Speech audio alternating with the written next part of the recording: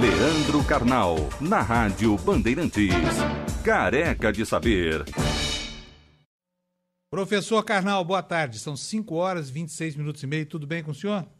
Boa tarde, tudo bem? Aqui diretamente de Caxias do Sul, Rio Grande do Sul, ouvindo o advogado do presidente Temer. É sempre importante e curioso ouvir esse tipo de argumentação, porque, em primeiro lugar, num julgamento, é preciso contraditório, ou seja, o presidente pode ser acusado, ele pode se defender. Isso é a base do Estado de Direito, o contraditório, pessoas debatendo. Segundo, o princípio que o advogado invoca é um princípio do direito romano, que foi largamente utilizado nas sociedades democráticas, que na dúvida se absolve, in dúbio pro réu, ou seja, na dúvida você dá a favor de um réu a ideia de que é melhor ter um criminoso livre do que um inocente preso. Esse é o princípio de todo o direito. Porém, como sempre, eu gostaria de ver debater não o uso do gravador, o princípio do direito romano, mas quão falsas seriam as afirmações que se levantam contra o presidente objetivamente. E ao invés de invocar citações latinas, ao invés de invocar ideias de armadilhas, que se falasse o seguinte: se você fosse gravado ilegalmente durante 10 horas, o que obteriam de você? Nada, né? Você só obtém algo errado de alguém quando você tem algo a esconder ou algo de fato errado. Essa é a questão. Não se está discutindo o fato em si, mas apenas princípios jurídicos, hermenêutica jurídica, contraditório, o direito romano e má-fé, etc., e não o fato em si. É como se eu me pegasse nas picuinhas para não discutir o centro da questão, né? Professor, mas ao longo da história, no próprio direito romano, esse princípio evocado pelo relator, in dubio pro societas, ele produziu sentenças condenando personalidades públicas? Ou o in dubio pro réu é sagrado? Porque o in dubio pro réu é um dogma do direito, né?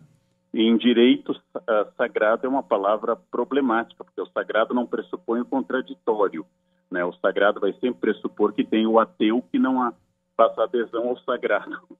Então, existem julgamentos, muitos na história, inclusive o de Maria Antonieta, que foi executada 16 de outubro de 1793, que ela sabe, quando entra no tribunal, que ela será condenada porque a opinião pública é contrária a ela e quer a condenação de alguém, assim como seu marido tinha sido executado em janeiro do mesmo ano de 1793. Nesse caso, é uma opinião pública que exige uma cabeça e as pessoas são acusadas. No caso de Antonieta, foi acusada de tudo, de associação com o estrangeiro, gastos excessivos e até de seduzir o filho, de lesbianismo, de trair o rei com um sueco. Bem, tudo isso, ela sabe que este é um julgamento em que a sociedade precisa sacrificar alguém para criar um estatuto revolucionário. No caso do Temer, completamente diferente, estamos discutindo princípios, cabe ao advogado, ele está fazendo exatamente seu papel, e muito bem, acompanhei longamente o discurso, cabe ao advogado fazer isso.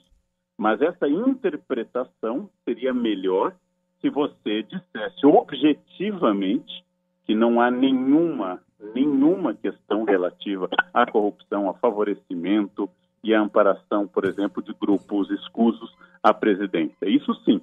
Agora, cabe ao advogado buscar todos os recursos para invalidar o processo. Isto é função do advogado, né? Professor, por falar em Maria Antonieta, a frase dos brioches, se o povo não tem pão, ora que come brioches, é da Maria Antonieta ou não? Não. Quase todas as frases famosas, os fins justificam os meios de Maquiavel, posso não concordar com uma palavra que diz defenderei até a morte o direito de dizeres, de Voltaire, que comam brioche, nenhuma delas pertence às pessoas indicadas. São sempre frases atribuídas. Antonieta não era uma idiota, Antonieta era uma mulher poliglota, uma leitora contumaz de várias obras. Então essa é uma ideia para caracterizar exatamente, de forma prévia, o julgamento, para que Antonieta já seja condenada por isso. Como quando se exibiu os jardins da casa da Dinda, do Collor, se fez um Photoshop fabuloso para exibir uma pequena cachoeira, uma verdadeira catarata do Iguaçu no meio da casa da Dinda, né? Porque era um objetivo de atacar Collor. Isso faz parte do processo, isso faz parte do procedimento, mas, de novo, nós precisamos de dados objetivos, nós precisamos de respostas objetivas, né? E, infelizmente, enquanto isso não ocorre, enquanto o julgamento se desenrola, o Brasil continua sangrando em público a figura de Temer e não andando, né? Continuamos empacados nesse nó górdio da política e não conseguimos achar uma solução, seja com quem for, para sair desse processo, né? Professor, o senhor quer dizer que nenhuma dessas frases, nem aquela pizza é como sexo, até quando é ruim é bom, também não é? Eu não sei quem é o autor, é sua? É sua frase? Não, seria do Winston Churchill. Não, Winston Churchill certamente não gostaria de pizza, ele gostava de beber.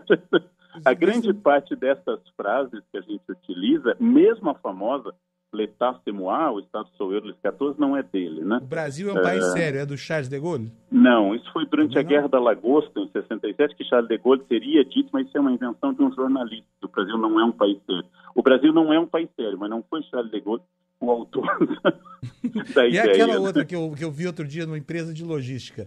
O cliente é a alma da empresa, que por sua vez é a alma do capitalismo. Assinado Mahatma Gandhi.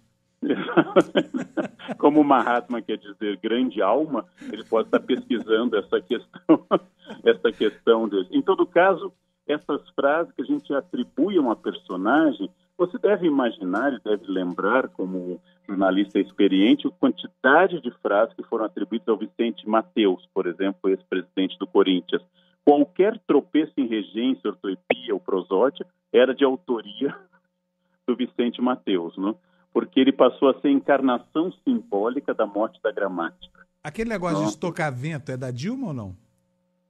Ela falou num discurso, num contexto bem maior do que esse, sobre energias renováveis. E ela disse uma frase correta, não se pode estocar vento. A frase é correta. A Dilma mereceu até um livro, né, professor? A Dilma mereceu até um livro, né, sobre seus neologismos, né? Ela era realmente espetacular. A Dilma disse uma coisa verdadeira, não se pode estocar vento. Mas ela queria dizer que algumas energias renováveis, como a eólica, não podem produzir uma reserva permanente, só que a gente pega a caricatura porque a frase que você pinça do contexto é a frase que as pessoas utilizam para atacar. Esses dias eu mostrei uma caneca que eu ganhei. A caneca dizia: Jesus te ama porque não convive contigo. A frase é essa. Então, a ideia é exatamente as pessoas começarem a dizer: não, Jesus me ama. Bem, a frase não ataca Jesus, a frase ataca aquela pessoa, que no caso sou eu que ganhei a caneca. Ela não ataca Jesus. Então, essas questões são questões de um julgamento prévio. É óbvio que parte da opinião pública e parte da elite política brasileira já fizeram a condenação de Michel Temer. Ele não é mais útil ao processo. Ele não é mais uma peça importante nessa geopolítica do poder, nessa gramática do poder. Então começam a queimá-lo com frases. E se Dilma tinha seu vocabulário um pouco fechado nela mesma, Michel Temer é aquele português bacharelístico de uso de mesóclise e frases vazias, com aparência de mordomo de filme de terror, velha alcunha que ele tem na política, né? Ou seja, esse é um julgamento prévio, mas, de novo, o que eu gosto de ler é quando alguém diz: você matou. Não, eu tenho um álibi, eu estava jantando em tal restaurante público com tantas pessoas, logo não posso ter matado. Mas as pessoas ficam dizendo: não, mas matar é o quinto mandamento, e a hermenêutica da Bíblia transposta para a pecaria no século XVIII, não se aplica neste caso, né? É a típica enrolação. Só para terminar, eu vou ler aqui uma frase que eu botei, inclusive, no meu Facebook, muito tempo atrás, para o senhor pensar a respeito, viu, professor? Talvez valha uma obra isso aqui. Abre aspas: se os homens e as mulheres são falhos, as instituições, nós temos que construí-las da melhor maneira possível, transformando. Aliás, isso é de um outro europeu, Montesquieu. É de um outro europeu, muito mais importante, junto com Monet. Ganha um doce quem acertar o autor dessa pérola. Essa pérola, desse ostrário. Esse ostrário. Porque não saem as pérolas, né, das ostras. É a famosíssima Dilma Rousseff. Ninguém ia acertar mesmo, então tudo bem. Tá europeu, dada a resposta. Porque ela tem ancestrais búlgaros, é isso? É isso aí. Professor Karnal, até quarta-feira, viu? Até quarta-feira, um grande fim de tarde para os nossos ouvintes. Um abraço.